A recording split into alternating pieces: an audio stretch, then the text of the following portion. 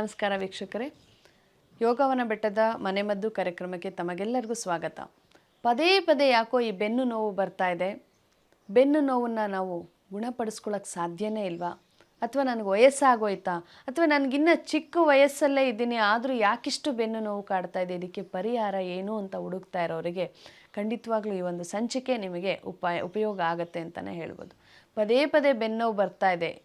ಚಿಕ್ಕ ಮಕ್ಕಳಿಗೂ ಬರುತ್ತೆ, ಯಾಕೆಂದರೆ ಶಾಲೆಗೆ ಪುಸ್ತಕವನ್ನು ಎತ್ಕೊಂಡು ಹೋಗಬೇಕು, ಆ ಮಗು ಕೂಡ ಬೆನ್ನೋವು ಅಂತ ಹೇಳುತ್ತೆ. ಇನ್ನು ಹೆಣ್ಣು ಮಕ್ಕಳು ಬಗ್ಗಿ ಎದ್ದು ಕೆಲಸ ಮಾಡೋಕ್ಕೆ ಸಾಧ್ಯನೇ ಆಗ್ತಾಯಿಲ್ಲ, ಬೆನ್ನೋವು ಬರ್ತಾ ಇದೆ. ಇನ್ನು ವಯಸ್ಸಾದವ್ರಿಗೆ ಹೆಚ್ಚೊತ್ತು ಕೂತ್ಕೊಳ್ಳೋಕ್ಕಾಗ್ತಿಲ್ಲ, ಬೆನ್ನೋವು ಬರ್ತಾ ಇದೆ. ನಾನು ಡ್ರೈವಿಂಗ್ ಕೆಲಸ ಮಾಡ್ತಾಯಿದ್ದೀನಿ, ಡ್ರೈವಿಂಗ್ ಮಾಡೋಕ್ಕಾಗ್ತಿಲ್ಲ, ಬೆನ್ನೋವು ಬರ್ತಾ ಇದೆ. ನಾನು ಟೈಲರಿಂಗ್ ಕೆಲಸ ಮಾಡ್ತೀನಿ, ಕೂತ್ಕೊಂಡು ಬಟ್ಟೆ ಹೊಲಿಲಿಕ್ಕಾಗ್ತಾಯಿಲ್ಲ, ಬೆನ್ನು ನೋವು ಬರ್ತದೆ. ಯಾಕಿಷ್ಟು ಕಾಡ್ತಿದೆ ಈ ಬೆನ್ನು ನೋವು? ಇದನ್ನು ನಾವು ತಿಳಿದ್ರೆ ಮಾತ್ರ ಸರಿಪಡಿಸ್ಕೊಳ್ಳಿಕ್ಕೆ ಸಾಧ್ಯ ಇದೆ. ಈ ಬೆನ್ನು ಅಂತಕ್ಕಂಥದ್ದು ಮನುಷ್ಯನ ದೇಹಕ್ಕೆ ಆಧಾರ ಸ್ತಂಭ ಅಂತಲೇ ಹೇಳ್ಬೋದು. ನಿಮ್ಮ ಇಡೀ ದೇಹ ಇವತ್ತು ನಿಂತಿದೆ, ಮತ್ತು ಏನೋ ತಗೊಳ್ಬೇಕು ಅಂದರೆ ಬಗ್ಗುತ್ತೆ, ಆ ಕಡೆ ತಿರುಗಬೇಕಂದ್ರೆ ತಿರುಗುತ್ತೆ. ಇವನ್ನೆಲ್ಲವನ್ನು ಮಾಡ್ತಾ ಇರೋದೇ ನಿಮ್ಮ ಬೆನ್ನು ಮೂಳೆ, ಕಶೇರುಕ ಅಂತ ಹೇಳ್ತೀವಿ, ಸ್ಪೈನಲ್ ಕಾರ್ಡ್. ಇದು ನಿಮಗೆ ಸಾಕಷ್ಟು ಸಹಕಾರವನ್ನು ಮಾಡ್ತಾ ನಿಮ್ಮ ಪ್ರತಿನಿತ್ಯದ ಕೆಲಸ ಕಾರ್ಯಗಳಲ್ಲಿ ಒಂದು ತೊಡಗಲಿಕ್ಕೆ ಸಹಾಯವನ್ನು ಮಾಡ್ತಾ ಇದೆ. ಈ ಬೆನ್ನಿನ ಮೂಳೆ ಯಾಕೆ ನೋವು ಬರುತ್ತೆ ಅಂದರೆ ಅದರ ಶಕ್ತಿ ಕಡಿಮೆ ಆಗ್ತಾ ಇದೆ ಅಷ್ಟೇ, ಬೇರೆ ಏನೂ ಸಮಸ್ಯೆ ಇಲ್ಲ. ವಯಸ್ಸಾದ ಮೇಲೆ ಬರಬೇಕಾಗಿರ್ತಕ್ಕಂಥ ಶಕ್ತಿಹೀನತೆ ಇವತ್ತು ಚಿಕ್ಕ ಮಕ್ಕಳಿಂದನೂ ಶುರುವಾಗ್ತಾ ಇದೆ. ಯಾಕೆ ಅಂದರೆ ಚಿಕ್ಕ ಮಕ್ಕಳ ಬೆಳವಣಿಗೆನೇ ಸರಿಯಾಗಿ ಆಗ್ತಾಯಿಲ್ಲ. ಆ ವಯಸ್ಸಿಗೆ ಎಷ್ಟು ಶಕ್ತಿ ಬರಬೇಕು ಅಷ್ಟು ಶಕ್ತಿ ಮಕ್ಕಳಲ್ಲಿ ಬಂದಿಲ್ಲ. ಅದರಿಂದ ಈ ಮಕ್ಕಳು ಕೂಡ ಆಟೋಟ ಆಡಲಿಕ್ಕೂ ಕಷ್ಟ ಆಗುತ್ತೆ, ಬ್ಯಾಗನ್ನು ತೊಗೊಂಡು ಹೋಗೋದು ಕಷ್ಟ ಆಗುತ್ತೆ. ಅವರ ಆ ಒಂದು ತೂಕಕ್ಕೆ ಹೆಚ್ಚಿನ ಬ್ಯಾಗನ್ನು ಕೂಡ ಹೊತ್ಕೊಂಡು ಹೋಗ್ತಾ ಇರ್ತಾರೆ ಮಕ್ಕಳು, ಬೆನ್ನೋವು ಬರುತ್ತೆ. ಇನ್ನು ಮಧ್ಯಮ ವಯಸ್ಸಿನವ್ರಿಗೆ ಶಕ್ತಿ ಬೆಳೀತಾನೆ ಕಡಿಮೆ ಇರೋದ್ರಿಂದ ಬಳಸ್ಕೊಳ್ಳೋವಾಗಲೂ ಕೂಡ ಸರಿಯಾದ ರೀತಿ ಆರೈಕೆ ಇಲ್ಲದೆ ಅದು ತನ್ನ ಶಕ್ತಿಯನ್ನು ಕಳ್ಕೊಳ್ತಾ ನೋವುಗಳನ್ನು ಕೊಡ್ತಾ ಹೋಗುತ್ತೆ.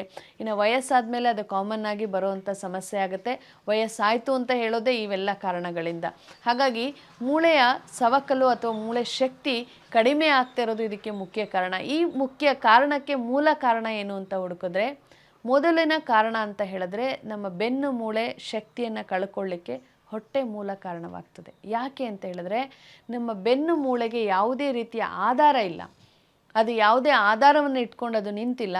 ಅದಕ್ಕೆ ಆಧಾರನೇ ನಮ್ಮ ಮುಂದಿನ ಅಂದರೆ ಹೊಟ್ಟೆಯ ಭಾಗ ಏನಿದೆ, ಈ ಹೊಟ್ಟೆಯ ಭಾಗ ಅದಕ್ಕೆ ಆಧಾರವಾಗಿರುತ್ತೆ. ನಾವು ಯಾವಾಗ ಹೊಟ್ಟೆಯ ಭಾಗವನ್ನು ಹೆಚ್ಚಾಗಿ ಮಾಡ್ಕೊಳ್ತೀವಿ, ಬೊಜ್ಜನ್ನು ಬರೆಸ್ಕೊಳ್ತೀವಿ, ಹೊಟ್ಟೆಯ ಭಾರ ಬೆನ್ನು ಮೇಲೆ ಬೀಳ್ದಾಗಲೂ ಕೂಡ ನಿಮ್ಮ ಬೆನ್ನು ನೋವು ಕಾಣಿಸ್ಕೊಳ್ಳುತ್ತೆ. ನೆನ್ಪಿಟ್ಕೊಳ್ಳಿ, ಯಾರೆಲ್ಲ ತೂಕ ಜಾಸ್ತಿ ಇದ್ದೀರಾ, ಹೊಟ್ಟೆ ಭಾರ ಹೆಚ್ಚಾಗಿದೆ, ಇವರಿಗೂ ಕೂಡ ಬೆನ್ನು ನೋವು ಕಾಣಿಸ್ಕೊಳ್ತಾ ಇದೆ. ಅದಕ್ಕೆ ಕಾರಣ ನಿಮ್ಮ ಹೊಟ್ಟೆ. ಮತ್ತು ಯಾರೆಲ್ಲ ಹೊಟ್ಟೆಯ ಶಕ್ತಿಯನ್ನು ಸಂಪೂರ್ಣ ಕಳೆದಿದ್ದೀರಾ, ಹೈಪರ್ ಅಸಿಡಿಟಿ, ಹೊಟ್ಟೆ ಹುಣ್ಣು, ಆ್ಯಸಿಡಿಟಿ, ಗ್ಯಾಸ್ಟ್ರಿಕ್ಕು, ಎದೆ ಉರಿ, ಹೊಟ್ಟೆಲಿ ಚುಚ್ಚಿದಂಗೆ ಆಗುತ್ತೆ, ಹೊಟ್ಟೆ ಚುಚ್ಚಿದ ತಕ್ಷಣ ಬೆನ್ನಲ್ಲಿ ಚುಚ್ಚಿದಂಗೆ ಆಗುತ್ತೆ ಅಂತೀರ, ಹೊಟ್ಟೆ ನೋವು ಬಂದ್ಬಿಟ್ಟ ತಕ್ಷಣ ಬೆನ್ನೋವು ಬರುತ್ತೆ ಅಂತೀರ. ಇದಕ್ಕೆ ಕಾರಣ ಹೊಟ್ಟೆ ತನ್ನ ಶಕ್ತಿಯನ್ನು ಸಂಪೂರ್ಣವಾಗಿ ಕಳೆದುಕೊಂಡಿದೆ. ಹೊಟ್ಟೆಯ ಮಾಂಸಖಂಡಗಳು ಶಕ್ತಿ ಕಳ್ಕೊಂಡ ಮೇಲೆ ಬೆನ್ನಿಗೆ ಆಧಾರ ಇಲ್ಲ. ಅದರಿಂದ ಬೆನ್ನಿನ ನೋವುಗಳು ನಿಮಗೆ ಹೆಚ್ಚಾಗಿ ಕಾಡ್ತಾ ಇದೆ. ಅಲ್ಲದೆ ನಿಮ್ಮ ಹೊಟ್ಟೆಯಲ್ಲಿ ಉತ್ಪತ್ತಿಯಾದಂಥ ಆ್ಯಸಿಡ್ನ ಅಂಶ ಏನಿದೆ ಅದು ನಿಮ್ಮ ಮೂಳೆಗಳನ್ನು ಸವಕಲು ಮಾಡ್ತಾ ಇದೆ, ಮೂಳೆಯಲ್ಲಿ ಶಕ್ತಿಯನ್ನು ಕಳೀತಾ ಇದೆ. ಇದರಿಂದ ಕೂಡ ನಿಮ್ಮ ಬೆನ್ನು ನೋವು ಕಾಣಿಸ್ತಾ ಇದೆ. ಇನ್ನು ಹೆಣ್ಣು ಮಕ್ಕಳಲ್ಲಿ ಹೆಚ್ಚಾಗಿ ಬೆನ್ನು ನೋವು ಕಾಣಿಸ್ಕೊಳ್ಳುತ್ತೆ. ಯಾಕೆ ಅಂತ ಹೇಳಿದ್ರೆ, ಒಂದು ಋತುದೋಷದ ಸಮಸ್ಯೆಗಳಾಗಿರುತ್ತೆ. ಋತುದೋಷ ಅಂತ ಹೇಳಿದ್ರೆ ತಡ ಋತು ಆಗ್ತಕ್ಕಂಥದ್ದು, ಅಧಿಕ ರಕ್ತಸ್ರಾವ ಆಗ್ತಕ್ಕಂಥದ್ದು ಮತ್ತು ಅಧಿಕ ಬಿಳಿಮುಟ್ಟಿನ ಸಮಸ್ಯೆ ಕೂಡ ಬೆನ್ನು ಮತ್ತು ಸೊಂಟ ನೋವನ್ನು ಹೆಚ್ಚಿಗೆ ತರ್ತಾ ಹೋಗುತ್ತೆ. ಇದು ಹೆಣ್ಣು ಮಕ್ಕಳ ಸಮಸ್ಯೆ ಕೂಡ ಆಗುತ್ತೆ. ಇನ್ನು ಆರ್ಥ್ರೈಟಿಸ್ ಅಂತ ಹೇಳ್ತೀವಿ, ವಾತದೋಷದಿಂದ ಕೂಡ ಬೆನ್ನು ನೋವು ಬರ್ತಾ ಇದೆ. ಕೇವಲ ಮೂಳೆ ಸವಕಲು ಮಾತ್ರ ಅಲ್ಲ, ವಾತದೋಷ ಅಂತ ಹೇಳ್ತೀವಿ. ನಿಮ್ಮ ಆಹಾರಗಳು ಸಂಪೂರ್ಣ ಪಚನ ಕ್ರಿಯೆ ನಡೀಲಿಲ್ಲ ಅಂತ ಹೇಳಿದ್ರೆ, ನೀವು ಸೇವಿಸಿದಂಥ ಆಹಾರದಲ್ಲೇ ಉತ್ಪತ್ತಿಯಾದ ಒಂದು ತ್ಯಾಜ್ಯ ಅಂಶ ರಕ್ತವನ್ನು ಸೇರ್ತದೆ, ರಕ್ತ ಗಟ್ಟಿ ಆಗ್ತದೆ. ಗಟ್ಟಿ ರಕ್ತ ಅಂಶ ನಿಮ್ಮ ಸಂದುಗಳಲ್ಲಿ ಸೇರ್ಕೊಳ್ತಾ ಹೋಗುತ್ತೆ. ಬೆನ್ನಿನ ಸಂದು ಇರ್ಬೋದು, ಸೊಂಟದ ಮೂಳೆಗಳಿರ್ಬೋದು, ಅಥವಾ ಜಾಯಿಂಟ್ಗಳಲ್ಲಿ ಇರ್ಬೋದು. ಆ ಒಂದು ತ್ಯಾಜ್ಯ ಸೇರಿದಂಥ ಜಾಗ ಬಿಗಿ ಆಗ್ತದೆ, ನೋವಾಗುತ್ತೆ, ಬಗಲಿಕ್ಕೆ ಕಷ್ಟ, ಎದ್ದೇಳಲಿಕ್ಕೂ ಕಷ್ಟ. ನಾವು ಯಾವ ಪೊಸಿಷನಲ್ಲಿ ಕೂತಿದ್ದೀವಿ ಹಾಗಾಗಿ ನಮ್ಮ ಜಾಯಿಂಟ್ಗಳು ಇಟ್ಕೊಳ್ತಾ ಇದೆ, ಬಿಗಿ ಆಗ್ತಾ ಇದೆ ಅಂತ ಅನ್ನೋ ರೀತಿ ನಿಮಗೆ ಸಮಸ್ಯೆ ಆಗುತ್ತೆ. ಇದು ವಾತದೋಷದ ಸಮಸ್ಯೆ ಆಗುತ್ತೆ. ಇದರಿಂದ ಕೂಡ ನಿಮ್ಮ ಬೆನ್ನು ನೋವು ಕಾಣಿಸ್ಕೊಳ್ಳುತ್ತೆ. ಇವೆಲ್ಲದಕ್ಕೂ ಇದೆಲ್ಲದಕ್ಕೂ ಒಂದು ಪರಿಹಾರ ಅಂತ ಹೇಳಿದ್ರೆ ವೀಕ್ಷಕರೇ, ನಿಮ್ಮ ಬದಲಾವಣೆಯಿಂದ ಮಾತ್ರ ಸಾಧ್ಯ. ನಿಮ್ಮ ಬದಲಾವಣೆಯ ಜೊತೆಗೆ ನೈಸರ್ಗಿಕ ಚಿಕಿತ್ಸೆಯನ್ನು ಪಡೆದಿದ್ದೇ ಆದರೆ ಖಂಡಿತವಾಗ್ಲೂ ಬೆನ್ನು ನೋವು ಅನ್ನುವಂಥದ್ದು ಒಂದು ಸಮಸ್ಯೆ ಇಲ್ಲ. ಅದಕ್ಕೆ ಶಕ್ತಿಯನ್ನು ಪಡೆದುಕೊಳ್ಬೋದು. ಆದರೆ ಯಾವ ವಯಸ್ಸಿನ ತನಕ ಶಕ್ತಿಯನ್ನು ಪಡೆದುಕೊಳ್ಬೋದು ಅಂದರೆ, ನಿಮ್ಮ ಮೂಳೆಯ ಶಕ್ತಿ ಶೇಖರಣೆ ಆಗುವಂಥ ವಯಸ್ಸೇ 35ರಿಂದ 40. ಇಷ್ಟರೊಳಗೆ ನಿಮ್ಮ ದೇಹಕ್ಕೆ ಶಕ್ತಿಯನ್ನು ನೀವು ಕೊಟ್ಟು ಕಾಪಾಡಿದರೆ ಮಾತ್ರ 40 ವಯಸ್ಸಿನ ನಂತರ ಅದನ್ನು ದೇಹ ಬಳಸ್ಕೊಳ್ಳಿಕ್ಕೆ ಶುರುವಾಗುತ್ತೆ. ಆಗ ನಿಮ್ಮ ಮೂಳೆ ಸವಕಲು ಕೂಡ ಆಗೋದಿಲ್ಲ. ಯಾವಾಗ ನಿಮ್ಮ ಚಿಕ್ಕ ವಯಸ್ಸಿನಲ್ಲೇ ಶಕ್ತಿಯನ್ನು ಕಳೆದುಬಿಟ್ಟಿರ್ತೀರೋ 40 ವಯಸ್ಸಿನ ನಂತರ ಬಳಸ್ಕೊಳ್ಳೋ ಶಕ್ತಿ ಅಲ್ಲಿಲ್ಲದೆ ಬಹುಬೇಗ ತನ್ನ ಶಕ್ತಿಯನ್ನು ಕಳ್ಕೊಂಡು ನೀವು ಬದುಕಿರೋ ತನಕ ನೋವು ಹಿಂಸೆಯನ್ನು ಪಡಬೇಕಾಗತ್ತೆ. ಇದೆಲ್ಲದಕ್ಕೂ ನೀವು ವಿರಾಮವನ್ನು ತಗೊಳ್ಬೇಕಂತ ಹೇಳಿದ್ರೆ ಖಂಡಿತವಾಗ್ಲೂ ಯೋಗವನ ಬೆಟ್ಟದ ಚಿಕಿತ್ಸೆ ಸಹಾಯವನ್ನು ಮಾಡುತ್ತೆ.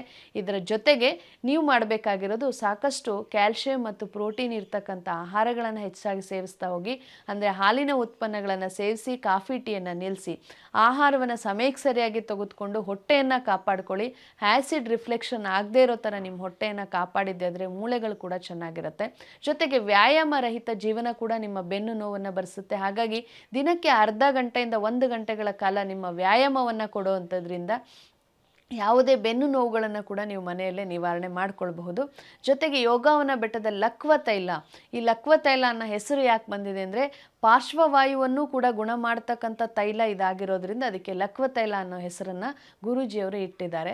ಈ ಲಕ್ವ ತೈಲ ನಿಮ್ಮ ಯಾವುದೇ ನೋವುಗಳನ್ನು ಕೂಡ ಕ್ಷಣ ಮಾತ್ರದಲ್ಲಿ ನಿವಾರಣೆ ಮಾಡ್ತಕ್ಕಂಥ ತೈಲವಾಗುತ್ತೆ.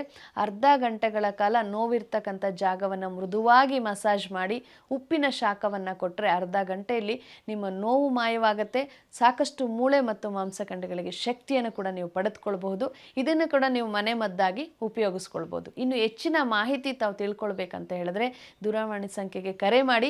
ಶಾಖೆಗಳು ಬೆಂಗಳೂರಿನ ಕನಕಪುರ ರಸ್ತೆ, ಕುಣಿಗಲ್ನ ಕೆಉರ್ಲಿ ಬೋರ್ಸಂದ್ರ, ಹಾಗೆ ಚಿತ್ರದುರ್ಗದ ಸೀಬಾರ ಮತ್ತು ಬಾಗಲಕೋಟೆ ನವನಗರದಲ್ಲಿ ಶಾಖೆಗಳಿದೆ. ನುರಿತ ವೈದ್ಯರ ತಂಡ ನಿಮಗೆ ಚಿಕಿತ್ಸೆಯನ್ನು ನೀಡ್ತಾರೆ. ನಿಮಗೆ ಯಾವುದೇ ಮಾಹಿತಿ ಅಗತ್ಯ ಇದ್ದರೂ ಕೂಡ ದೂರವಾಣಿ ಸಂಖ್ಯೆಗೆ ಕರೆ ಮಾಡೋದ್ರ ಮುಖಾಂತರ ನಿಮ್ಮ ಸಮಾಲೋಚನೆಯನ್ನು ಮಾಡ್ಕೊಳ್ಬೋದು. ನಮಸ್ಕಾರ.